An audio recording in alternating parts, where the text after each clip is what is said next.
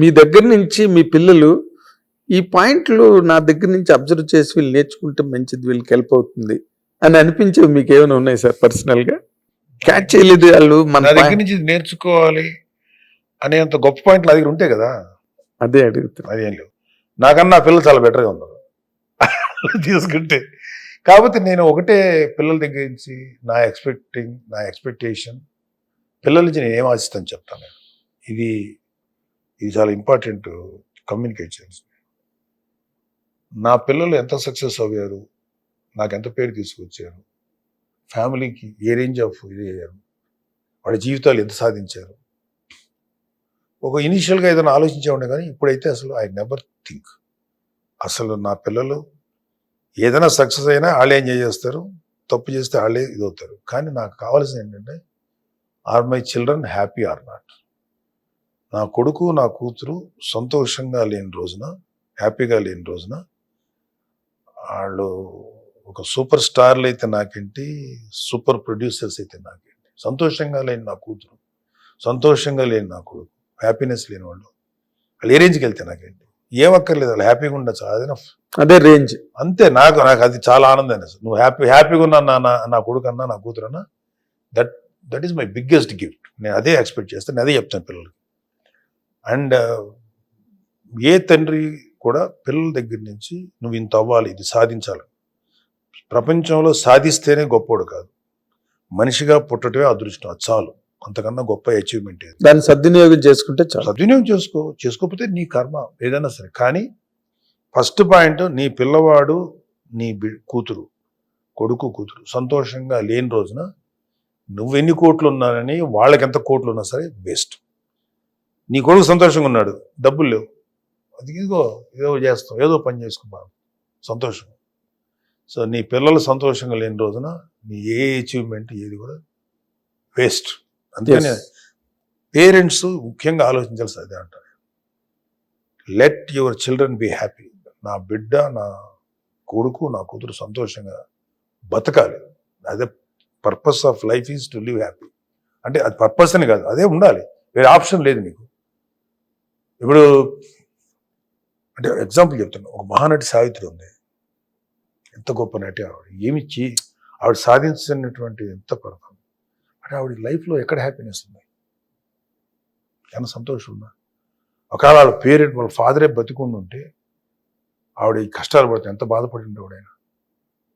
అదేవిధంగా ఒక ప్రముఖుడైనటువంటి ఒక హీరో తన కొడుకు కష్టాలు పడిపోయో లేకపోతే సరిగ్గా కాకపోతే బాధపడుతుంటే ఎంత పెద్ద హీరో అయినా కొడుకు నేను చేయలేకపోతే బాధ ఆ తండ్రికి ఎంత ఉంటుంది. అందుకని don't expect anything from children ఇది సాధించాలి అని పెట్టద్దు. అరే హ్యాపీగా ఉండండి రా, మీకు నేనున్నా. మీకు అంటే నేనేమంటానంటే, నాకు ఇక్కడే ఖలీల్ జిబ్రాన్ది ఒకటి ఉంది, పిల్లలు నీ నుంచి వచ్చిన వాళ్ళే కానీ నీకు చెందిన వాళ్ళు కాదంటాడు. పిల్లలు నీ నుంచి వచ్చాడు కానీ నీకు చెందిన వాళ్ళు కాదు, వాళ్ళదంటూ ఒక ప్రపంచం ఉంటుంది. ఆ ప్రపంచంలోకి లైఫ్లో కూడా ఎప్పుడు తొంగి చూడలేదు, కానీ వాళ్ళు నీ ప్రపంచంలో ఉండగలరు. బాణం బిల్లు నుంచి బాణం ఒకసారి రిలీజ్ అయితే ఇంకా ఆ బాణం బిల్లుకు చెందదు, అది సపరేట్. పిల్లలు అంతే, వాళ్ళు జీవితేచ్ఛపు బిడ్డలు. నీ బిడ్డలు నీకు పుట్టారు తప్ప అది లైఫ్ వాళ్ళని వేరేతో తీసుకెళ్తుంది. So respect them, protect them, take responsibility of their protection.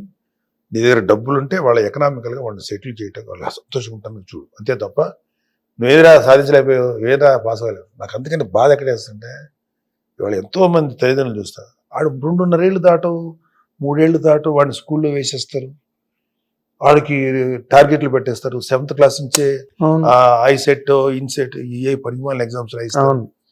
అరే పెరగనీరా బాబు, నీ కొడుకుని స్వేచ్ఛగా పెరగనీరా.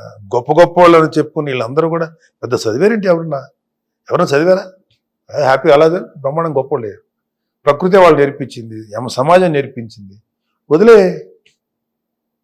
నీ కొడుకు ఐఏఎస్ చదివితేనో, ఐపీఎస్ చదివితేనో, పెద్ద హీరో అయితేనో, పెద్ద హీరోయిన్ అయితేనే సాధించినట్ట. అది కదా నువ్వు పిల్లల దగ్గర నేర్చుకోవాలి, నువ్వు నేర్పించాల్సింది. నువ్వు హ్యాపీగా ఉన్నావు. అందుకని ప్రొటెక్షన్ చేయాలంటే పిల్లలు తప్పుడు దారిలో నడిచి క్రైమ్ వైపు వెళ్ళినా, లేకపోతే జీవితాలను ఏదన్నా నష్టం కలగజేసుకున్నప్పుడు వరకే వాళ్ళని ప్రొటెక్ట్ చేయాలి. వాళ్ళు ఎలా బతుకుతున్నా, ఎలా ఉన్నా సరే వదిలేసి అన్కండిషనల్. యూ కాంట్ ఎవరైనా అదే కొడుకు అదే కూతురు నేను తిట్టచ్చు, తిట్టినాయి నీకు అనవసరం. కానీ నువ్వు మాత్రం వాళ్ళని డైవర్ట్ చేయకు, ఇలా బతకమని. అది ఒక ఫ్రీ సోల్. వాళ్ళు అలా హ్యాపీగా ఎలా వెళ్తే అలా వెళ్ళని. ఆ వెళ్ళే దారిలో ముళ్ళు రాళ్ళు అనుకుంటూ చూసుకో, అది నీ బాధ్యత.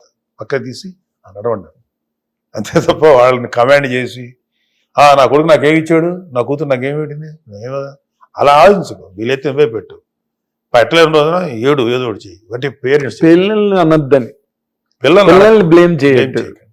కానీ if you can really take care of your children like that, వాళ్ళు న్యాచురల్గా నిన్ను కూడా చూసుకుంటారు. వాళ్ళకి అంత సహజమైనటువంటి లైఫ్స్ నువ్వు ఇచ్చినప్పుడు వాళ్ళకి అది ఉంటుంది. నేను కాదు. ఆ ఈజ్ ఉంటుంది వాళ్ళు, ఆ ఈజ్ ఉంటుంది. సో పిల్లల్ని మాత్రం ఎప్పుడు కూడా స్ట్రిక్ట్ పారామీటర్స్ లో ఇలా ఉండాలని మాత్రం పెంచకూడదు.